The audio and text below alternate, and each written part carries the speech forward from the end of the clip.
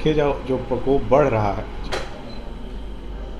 अभी आप अगर हम केसेस को स्टडी करें तो एक केरला है और दूसरा कुछ नॉर्थ ईस्टर्न के स्टेट्स हैं, वहीं जो है केसेस बढ़ रहे हैं। ऐसा नहीं कि आप उत्तर प्रदेश में देखें तो 10 से 20 केसेस पर डे आ रहे हैं, जो कि एक बहुत बड़ी बात है, जितना बड़ा स्टेट है, लेकिन यहाँ इतने कम नंबर के केसेस आ रहे हैं। तो एक तरीके से अगर हम सीरो सर्वे को स्टडी करें तो केरला के लोगों में जो है 40% ही सीरो पॉजिटिविटी डेवलप हुई थी, जबकि यूपी में लगभग 70% लोगों में सीरो पॉजिटिविटी डेवलप हो चुकी थी। मतलब वो लोग जो कोरोना होकर के ठीक हो चुके थे या वो लोग जिनको वैक्सीनेशन हो चुका था।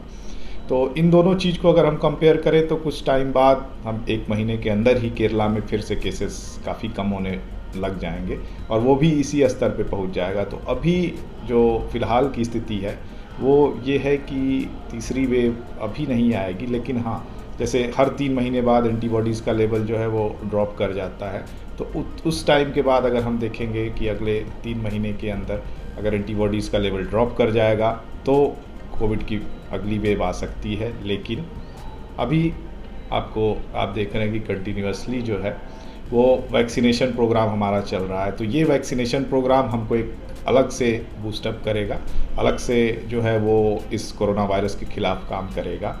और इसके साथ ही साथ जो है जो हमारी इम्यूनिटी डेवलप हुई है, जिससे कि कोरोना हो करके जो लोग ठीक हो चुके हैं, ये एक पूरा ग्रुप बनता है और वो ग्रुप अगर 70% से ज़्यादा होता है तो उस एरिया में जो है कोरोना वायरस का प्रकोप जो है वो कम हो जाता है, या कोरोना वायरस जो है वो धीरे धीरे उसकी फ्रीक्वेंसी घटने लगती है। और यही हमको कंटिन्यूसली देखने को मिलेगा। जी हाँ, देखिए, लहर को रोकना नहीं, लेकिन मृत्यु दर शुरू से ही हम लोग इस बारे में बात करते हुए चले आ रहे हैं कि जो मोर्टेलिटी है हमको उसको रोकना है। ये वायरस है, इसको हम नहीं रोक सकते। एक टाइम के बाद वायरस की पीक बढ़ेगी, फिर घटेगी, फिर कुछ टाइम के बाद एक गैप मिलेगा जिसमें कि एंटीबॉडीज़ का लेवल लोगों का जो है वो धीरे धीरे जब एक सर्टेन लेवल के आसपास पहुंचेगा तो फिर से जो है वो कोरोना वायरस के केसेस तो बढ़ेंगे।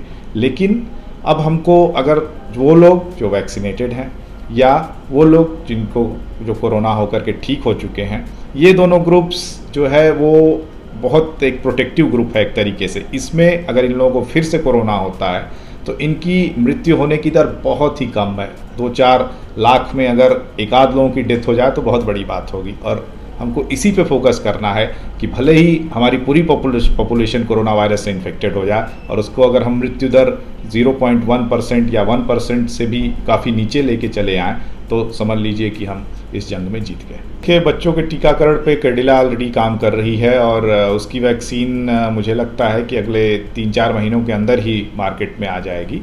लेकिन एक और अगर हम पहली वेव और दूसरी वेव देखें तो इन दोनों को अगर हम ध्यान में रखें तो बच्चे जो है वो सबसे कम प्रभावित हुए हैं पूरे वर्ल्ड में। इसका मतलब कि बच्चे जो है वो इस वायरस से उतने प्रभावित नहीं हो रहे हैं जितने कि बड़े हो रहे हैं। तो भले ही बच्चों में इन्फेक्शन होगा लेकिन बच्चे जल्दी ठीक हो जाएंगे। हाँ, लेकिन अगर बच्चे मान लीजिए स्कूल जा रहे हैं और घर वापस आकर के अपने दादा दादी के साथ रह रहे हैं, जैसे हमारे यहाँ जॉइंट फैमिली है, तो उसमें हो सकता है कि अगर दादा दादी वैक्सीनेटेड ना हो या उनके साथ कोई और बीमारी चल रही हो तो उनको नुकसान पहुँच सकता है। तो हमको इस चीज़ को भी ध्यान में रखना होगा। पेश है न्यूज बकेट हिंदी मासिक पत्रिका। पढ़ें इस महीने की पूरी खबर विस्तार से हमारे न्यूज बकेट की मैगजीन में। हमारी ई मैगजीन को मुफ्त में पढ़ने के लिए अभी लॉगिन करें www.newsbucket.in पर। इसके अलावा रोज की ताज़ा खबरों के लिए हमारे YouTube चैनल को तुरंत सब्सक्राइब करें।